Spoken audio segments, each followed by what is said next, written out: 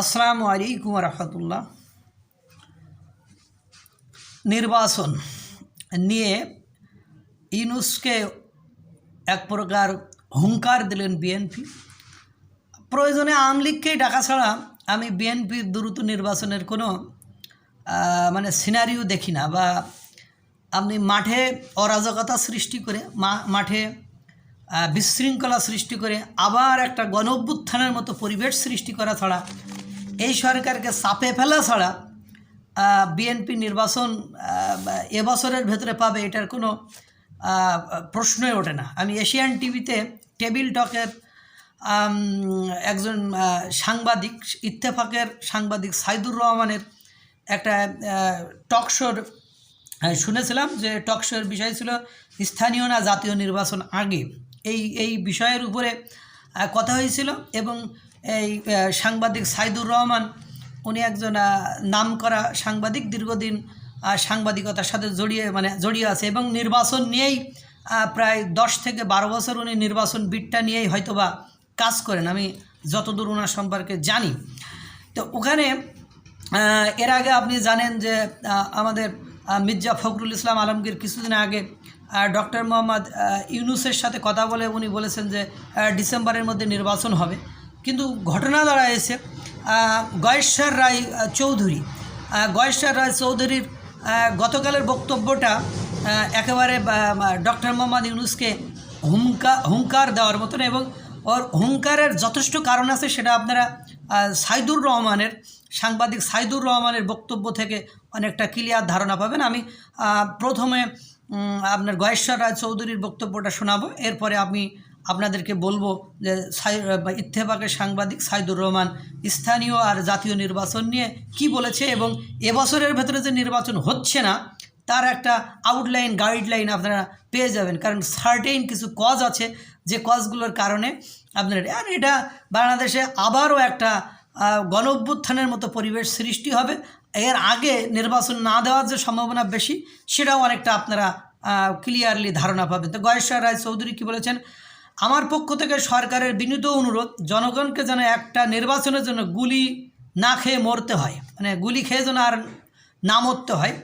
আপনারা সময় মতো নির্বাচনটি দেন, তাতে আপনারা ফুলের পাপড়িতে ঢাকা পড়বেন। অর্থাৎ বোঝা গেল তারা অন্তর্বর্তীকালীন সরকার বেশ কিছু গুলুজুলু বোঝেন তো, আমাদের গ্রামের ভাষায় গুলুজুলু ঝামেলা পাকিয়ে ফেলেছে, যেটার ওই যে ফুলের পাপড়িতে ঢাকা পড়বেন। অর্থাৎ আমরা যদি নির্বাচিত হয়ে ক্ষমতা যাই তাহলে ওটা আপনাকে ঢেকে দেবো। যেমন আপনারা জানেন 1/11-এর পরে শেখ হাসিনা ক্ষমতায় আসার পরে সেই যে ফখরুদ্দিন মঈনুদ্দিন যে দেশের বাইরে চলে গেছে, আজ পর্যন্ত কিন্তু তারা আর ফিরে আসতে পারেনি। ওই যে ফুলের পাপড়িতে ঢাকা পড়বেন, এই কথাটা দিয়ে আমি ওটাকেই অনুমান করলাম আর কি। তিনি বলেন, এই সরকার যদি একবার গণতন্ত্রের বিরুদ্ধে দাঁড়ায় তাহলে তো আমাদের নিষ্পক্ষে অবস্থান নিতে হবে। এমন একটা দিন আসুক চাই না, গণতন্ত্রের বিরুদ্ধে দাঁড়ালে আমাদের গণতন্ত্রের পক্ষে অবস্থান নিয়ে দাঁড়াতে হবে। যা হওয়ার হয়েছে, এখন একটা নির্বাচন হোক।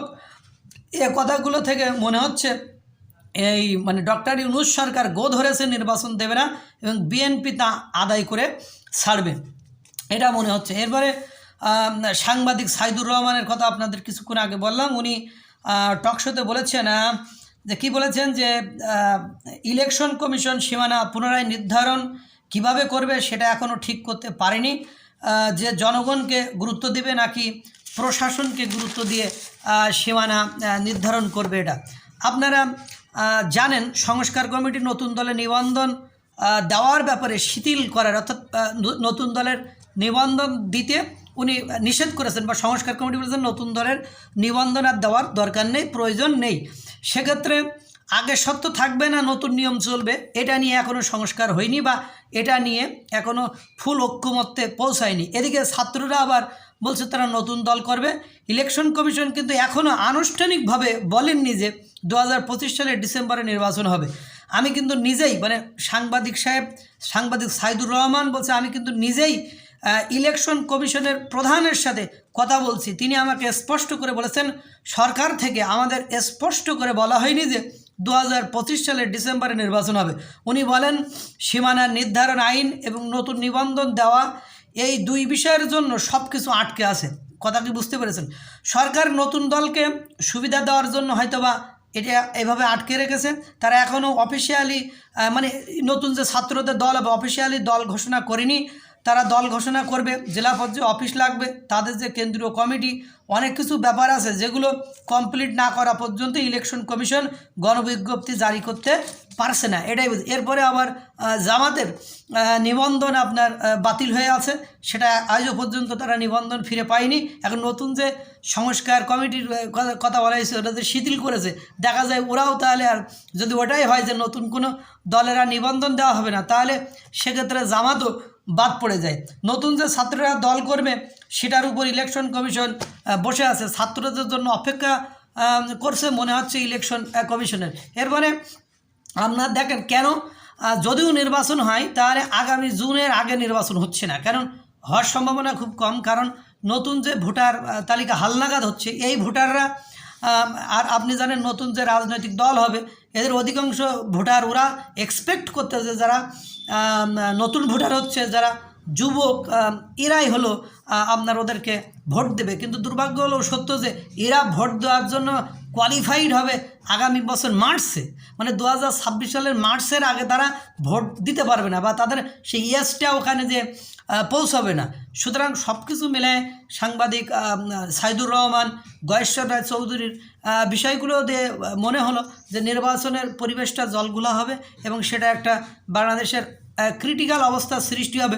সেটা কিছুদিন আগে আমরা বলছি যে আমাদের ডক্টর মোহাম্মদ ইউনূস সাহেব বলছে যে বাংলাদেশের পরিস্থিতি আস্তে আস্তে খারাপের দিকেই যাবে, আরও বড় ধরনের প্রবলেমের ভিতরে আমাদের পড়তে হতে পারে। সেটা অর্থনৈতিক সংকট তো থাকবেই, পাশাপাশি এই যে রাজনৈতিক অস্থিতিশীলতা, এই অস্থিতিশীলতার কারণে বাংলাদেশে একটা চরম ভোগান্তিতে পড়বে। আল্লাহ তাআলা সকলকে ভালো রাখুক, সুস্থ রাখুক। আসসালামু আলাইকুম ওয়া রাহমাতুল্লাহ।